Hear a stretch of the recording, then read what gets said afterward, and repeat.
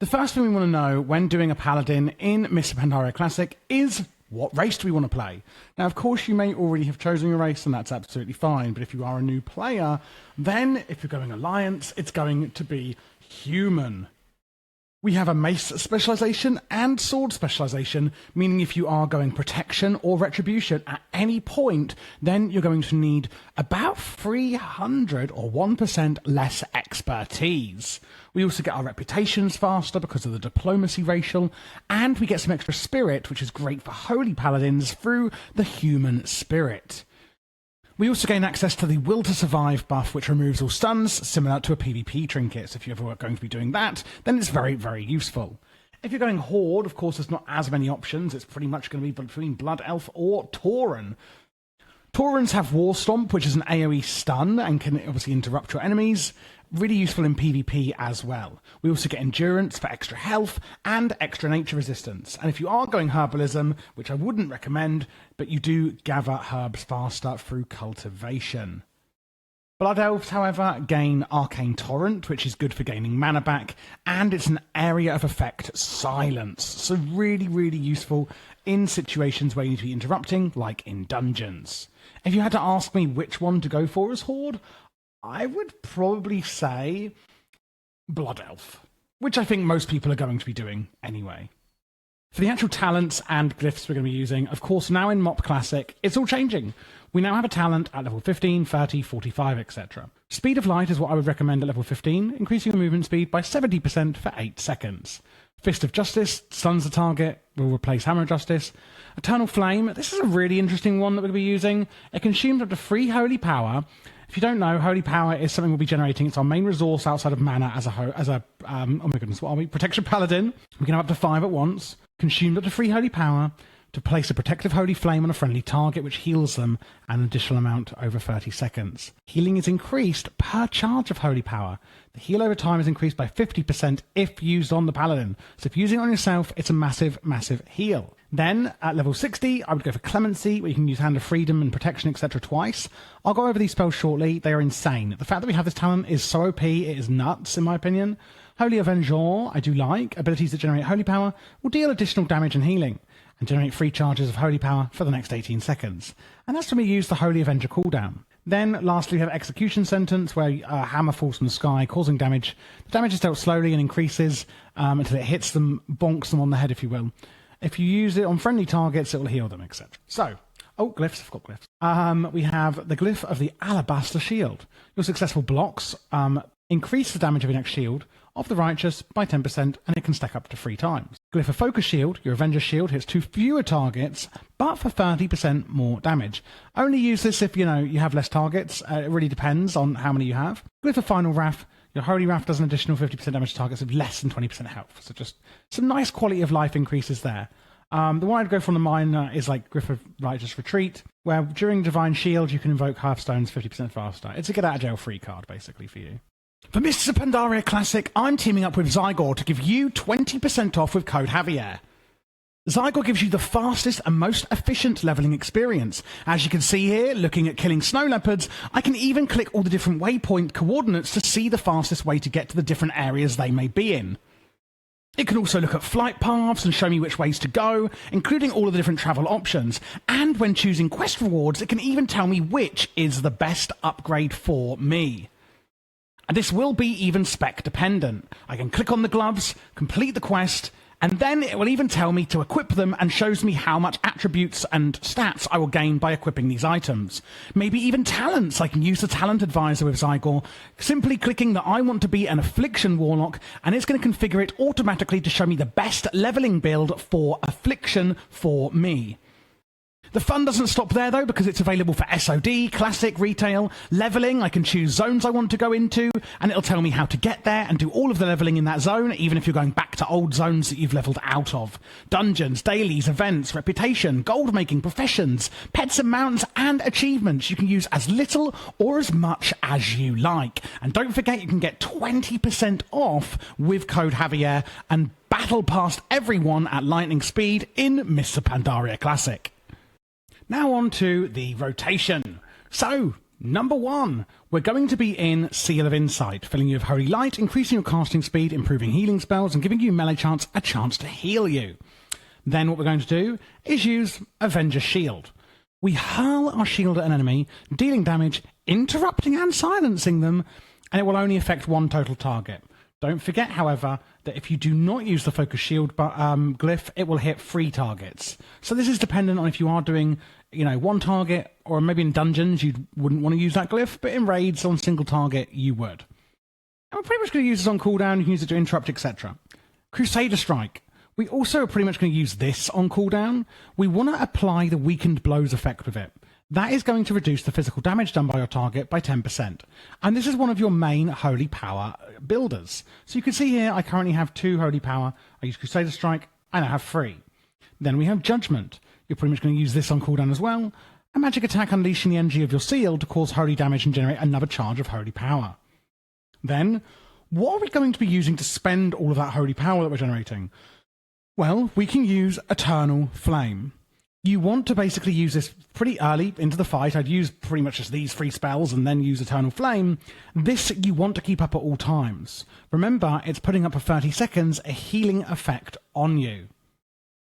After that, you're going to be using Shield of the Righteous. Instantly slam the target of your shield, causing holy damage, reducing damage you take by 37% for 3 seconds, and causing Bastion of Glory.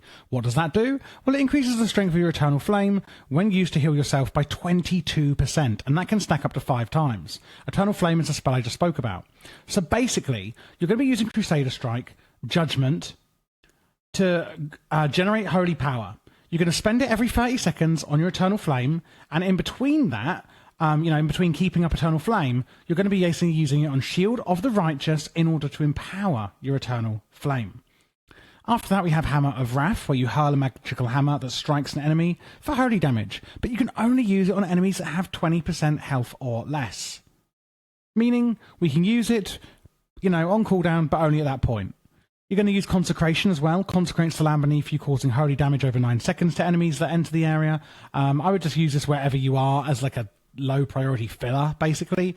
And the same with Holy Wrath, which sends bolts of power in all directions, causing holy damage, divided between all enemies it hits. It will also stun demons and undead. It will cause more damage, again, if the enemy has less than 20% health. So it's quite a simple rotation. We also have Avenging Wrath, which you can use on cooldown, increasing all damage and healing caused. For things like our Eternal Flame, it's going to give us more healing. We have Holy Avenger, where your ability to generate Holy Power will deal additional damage and healing, and generate 3 charges of Holy Power for the next 18 seconds. Again, that one is going to be from your level 75 talent. You would also use Execution Sentence on cooldown, but you can only get it at level 90, so if you are watching this in the pre-patch period, then, be aware of that. For defensives, we have Lay on Hands, healing you or somebody else for your maximum health. Divine Protection, reducing magical damage taken. Guardian of Ancient Kings, reducing all damage taken. And then Ardent Defender, reducing damage taken. And while it's active, the next attack that would kill you instead will actually cause you to be healed for 15% of max health. So this is a really amazing ability that we can use. We do have a lot of other abilities that we can use as a Paladin. Blessing of Kings and Might, of course, you're probably already aware of, unless you're brand new to the game. These are going to increase your for allies' strength, agility, and intellect, and also the Mastery. Only one per Paladin can be active, so liaise with your fellow Paladins in the raid, if there is any, on which one would be better to use for each of you.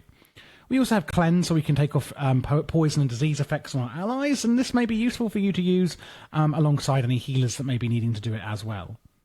We also have our hand spells. Basically, whenever you use, say, Hand of Protection, you'll get Forbearance on you, meaning you cannot be affected by a similar spell for another minute. We actually get 2 charges of this because of the talent that I mentioned earlier, which is at level Clemency, level 60. So we can use these twice. Hand of Freedom gets rid of all, it basically puts immunity of movement impairing effects on an ally. Hand of Protection makes them invulnerable. Be careful using this on yourself as a tank, as the thing is with Hand of Protection is that you won't really get any threat because you are literally invulnerable to attacks, and therefore the boss or other mobs may actually go after somebody else. Hand of Sacrifice transfers 30% of damage taken to the Paladin from somebody else, and Hand of Salvation removes all their threat completely. Rebuke is your interrupt. You can use this every 15 seconds, especially in dungeons. This is very, very useful. And also Reckoning is your taunt, making the target attack you, but also massively increasing the threat that you do generate. We're also going to want to use Righteous Fury. This is a toggleable spell, meaning you can have it on at all times, increasing your threat generation while active, basically making it easier to tank as a tank. We then have our passives, like Boundless Conviction, where you may store an additional 2 holy power beyond a maximum of 3. This doesn't really matter, as if you're new, you're watching this video, you just know that you have 5. Grand Crusader, when you dodge or parry a melee attack, you have a 30% chance of refreshing the cooldown on your next Avenger's Shield and causing it to generate a charge of holy power if used within 6 seconds, so do be aware of that. Guarded by the Light increases your stamina and your block chance, reduces the chance that you'll be critically hit. Word of Glory is no longer on the global cooldown, which is actually now your Eternal Flame, by the way. Your spell power is now equal to your attack power, meaning you only basically need attack power and not spell power anymore. And it grants you 15% of maximum mana every 2 seconds, again meaning that as a tank you don't have to worry about your mana regen. Your mounted speed is increased by 20%. Your judgment hits grant 1 charge of holy power, which you already know about because I've told you. Our mastery stat increases the damage reduction of our Shield of the Righteous and adds 12% to our Bastion of Glory and increases our chance to block. We have Sanctity of Battle, where your melee haste effects lower the cooldown and global cooldown of your judgment, etc. Basically most of our attacks. Sanctuary decreases the damage taken and increases how much basically value you get from armor. Supplication for 8 seconds after you kill an enemy. Your next flash of light will be a critical. That is basically a little heal that you can use. And, after you kill someone, it will actually be a critical, basically convinced. Guaranteed. Each time you take damage, you gain some of the unmitigated damage taken as attack power, increasing how much damage you do. A lot of passives there. Sorry for yapping, but a lot of those are already covered in the rotation I've shown you. But that basically is how you play Protection Paladin. Now let's go into the other interesting things like the stats, etc. that we need to be using. So looking at the stat priority, it's actually going to work in 2 ways, basically defensive and offensive. So when would you go offensive? Maybe you're farming content, maybe you need to do more damage, and it's just not that much of a tank fight. Versus defensive, where you want to be as tanky as possible. So your number 1 priority is going to be hitting the hit cap, and that's in both categories that I just mentioned. 7.5% on hit chance and 7.5% on expertise. After that, it's going to be mastery, and also stamina and, eye level, basically. So strength, mastery, stamina. Increases the damage reduction of your Shield of the Righteous by 12%, and adds 12% to your Bastion of Glory, etc. Which is really, really useful. After that, I would go for haste, just increasing attack speed and things like that. And then also dodge and parry chance. And then lastly, it would be strength. That's going to be on the defensive side. On the offensive, it's still the hit cap on hit and expertise.